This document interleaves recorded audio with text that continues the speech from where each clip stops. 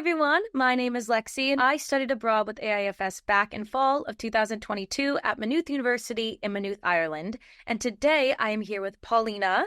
Paulina, why don't you introduce yourself and tell us a little bit about who you are and the program you went on? Hi, I'm Paulina. I am going to be a senior at the University of Texas at Austin, and I studied street photography in Florence, Italy for the month of May. That's awesome. Thinking back to before you studied abroad, which all the way back to the beginning of the process, was there a kind of set moment where you were like, I'm definitely going abroad, and you decided that it's what you were doing? And how did that kind of feel to make that decision?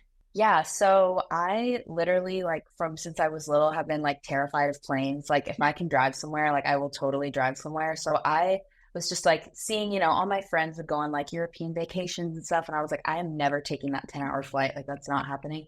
So I never really thought that I would ever want to study abroad, especially maybe for a whole semester. I was like, that's way too out of my comfort zone. I can't do it.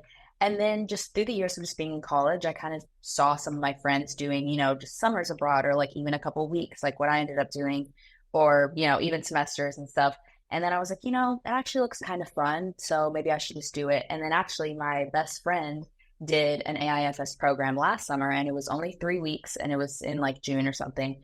And it was so cool. And I was like, okay, if she can do it, I could probably do it too. And so I started looking into places, and I knew I wanted to go to Florence just because I've always wanted to go to Italy, and I feel like Florence is just a perfect study abroad place. So I knew I wanted to go there, and my university didn't have any other programs, and AIFS's options of different classes were great. I could choose so many different things. So I think this was kind of in the winter break before my spring semester this year that I was like, okay, I'm signing up, because I was like, I don't want to wait any longer. The deadline is in March, so I want to do it way before the deadline so I can get plane tickets. So I was like, I'm just going to do it. And I kind of just didn't really think about it, because I was like, I don't want to freak myself out with the plane and everything. But then the plane ride ended up being fine anyways. So yeah, I guess that was kind of the moment was winter break. And I was like, okay, I'm actually doing this. Yeah, no, it is truly a whole mental process.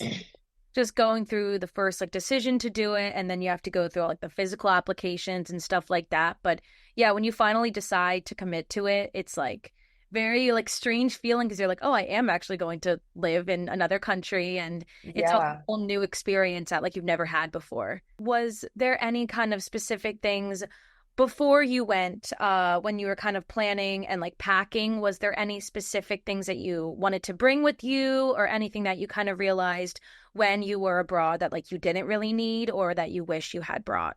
That's a good question. Honestly, so I had asked my friend who had also studied abroad and did the program that was 3 weeks, and I asked her what she brought. And she said she just brought a small carry-on and a backpack. And I was like, oh my gosh, how are you doing that for 3 weeks? I can't. And I knew I had to consolidate. So I wasn't going to bring two roller bags or whatever. So I was like, okay, I'm going to bring one checked bag. And then I think I brought a travel backpack that I got off Amazon. And then I had another tote bag.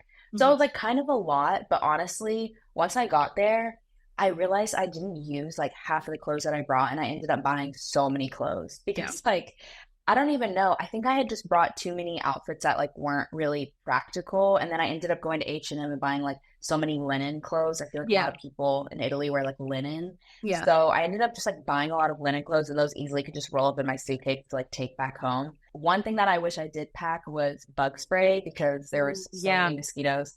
But I ended up buying bug spray there, so it was fine. The pharmacies in Italy are great. So honestly, I was afraid that I wouldn't be able to have the same resources at home, which kind of is not very great thinking, because obviously other countries are still going to have these resources. But I just was kind of scared. And I actually ended up getting sick one day.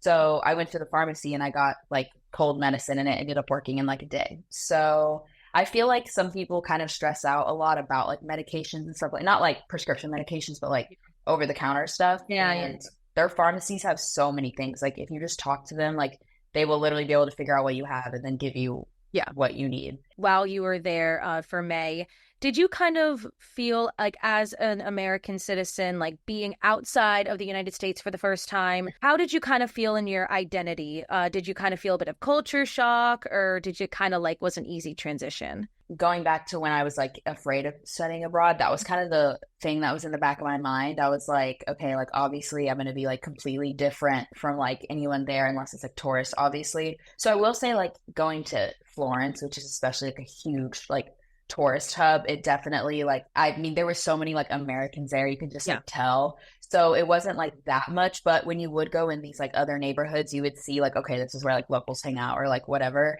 And so then you'd kind of notice that you like weren't, you know, obviously not Italian. One thing that I did like realize, I think I kind Uh, of saw it on TikTok too, is that like Americans are just like so loud, which like I yeah. kind of get. Like I would even be at a restaurant with like my friends and then I'd be like, wait, we are talking so loud Yeah. right now and like everyone knows. So I feel like there's definitely like a stereotype, or even like when I'm walking the streets, I would see like a group of girls like all wearing just like outfits that you'd expect someone to wear studying abroad and be like, okay, they're definitely studying abroad. Like, I don't know, you can just kind of know, but I just wouldn't really care. Like, I didn't really let that bother me Mhm. because everyone in Italy is so nice. Like, if you Yeah. try to speak like Italian at a restaurant or something, they like want you to like Mhm. learn and say it. So it didn't even matter. Like, you tell them that you're from the US and they were like, oh my gosh, that's Uh-huh. amazing. Yeah, talking about like trying to speak Italian with the locals. Did you face a lot of language barriers, did you feel, and how did you kind of like adapt or like learn to live with it? I just knew I would like butcher the language so bad if I tried. So I knew like, you know, only the basic things. I think the only time where like I spoke to someone that only spoke Italian was like at this one like coffee shop or something, but it was pretty easy to tell them like what I wanted because I just would like either point or say Yeah. like cappuccino or something. Yeah, so definitely the places that aren't like in the historical center or like the popular spots in Florence, like there obviously will be people that only speak Italian. Because that kind of reminds me of what my professor said. It was like kind of interesting. He was like, English is literally spoken like everywhere. Like he was like, when we go somewhere, we, you know, when we go somewhere different, we'll speak English. But then like when you guys like like I don't know, it's just like English Yeah. is so like universal, which is like Yeah. weird to think about because usually a lot of people in the US don't speak another language, like I don't, but like I wish I did Mhm. because it just makes more sense Yeah. too. Yeah, I when I was abroad just recently, I ended up getting into a conversation with this one girl from Austria, and she spoke like three or four different languages, and me and my sister, we were like, "Oh, like we wish we could do that." And she was like, "If English was my first language, I would not learn any other languages because I wouldn't need to." And I was like, "Okay, that kind of makes me Yeah, feel a little bit better about like not knowing any other languages even though I've tried." But she's like, "You don't need to because everyone can it's speak it for the most crazy. part." Yeah. Yeah, when we were at the Piazza Michelangelo like Yeah, yeah. lookout spot in Florence, there's like so many wedding photo shoots that happen Oh yeah. there, and there was this one couple and they walked by and everyone was like sitting on the steps and they like stood in front of the steps and they were like, hello everyone, like in English. They're like, hello everyone, like we're here for our wedding, blah blah blah. And Mhm. then they said they were from South Korea and I was like, okay, they're literally from South Korea in Italy, but they're speaking Speaking, English to yeah, everyone here, yeah, which is like, I don't know, I just thought that was crazy too. I yeah. was like, wow, it really like put it into perspective how Mhm. universal English is.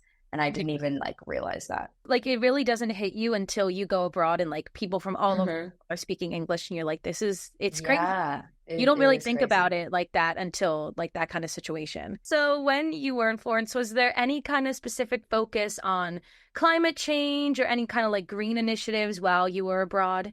I would say something I did notice is that they had like their own, usually in every single restaurant or anything like that, they would have their own like recycling bin and then like for trash. And like a lot of them had like specifics. It would be like only put, you know, this type of cup in here or this type of, which I don't really typically see in the US that much. Yeah. So I thought that was cool because a lot of people, or like even in the US, like it'll say like, oh, put recycling trash here. And then you literally can see they all go in the same like bin. So I feel like Yeah. they were pretty good at being like split up, but that was kind of the only thing that I saw about that. Yeah, I definitely agree. There's a lot of focus on recycling everywhere that I've kind of seen when I've gone Hmm. abroad. And yeah, in America, anywhere I've kind of been, it's like people don't really follow it, even if they try to like implement it. Right. It's like people just don't care, which is unfortunate, but that's just I the way know. I feel like. So I have one last question for you, Paulina. What is a piece of advice you would give someone thinking about studying abroad? I would say if they're on the cusp of like trying to study abroad and they have the resources to do it, obviously, then I would just do it Mhm. because honestly, it like I feel like a lot of people say like, oh, like abroad made me change my perspectives, but it really does because Yeah. it does because you're going somewhere different. Like even like, because I've only traveled to like Mexico or like in like Canada, and like Mhm. obviously those are completely different, but it's still like kind of similar. Like, I don't know, going somewhere that's like completely overseas, like I feel like if you have the opportunity to just do it, because I was scared and then I ended up doing it and I met so many amazing people. I forgot to mention this earlier. I went in without knowing anyone. Like, I was like, I'm Mhm. just going to sign up. I'm not even going to see if any of my friends are doing it. Like, obviously, none of Yeah. my friends are doing it. But then I ended up being paired with all girls that went to my school. And then we all like That's became friends. And awesome. like, yeah, it was so much fun. So now I'm like literally so close to all of them. We still text and we're planning, on hanging out when we go back to school in the fall. So I would just do Awesome. it. Yeah. And if you're still kind of like weary, do a program like me where it was only 3 weeks, Mhm. because then like you can do anything for 3 weeks. Like if you really hate it that much, then you're still going to be leaving. Yeah. If you're still like, I don't know, and you sign up for like a whole semester, that might be like a little scarier because you are there for like 4 months. Yeah. So yeah, I would just say do it. My mom came with me for the first week before the program started because she's always wanted to go to Italy. So she's like, this is my excuse to Yeah. go. Yeah. So we went before, and she was like one of those Facebook moms, like looking up every single tip and stuff.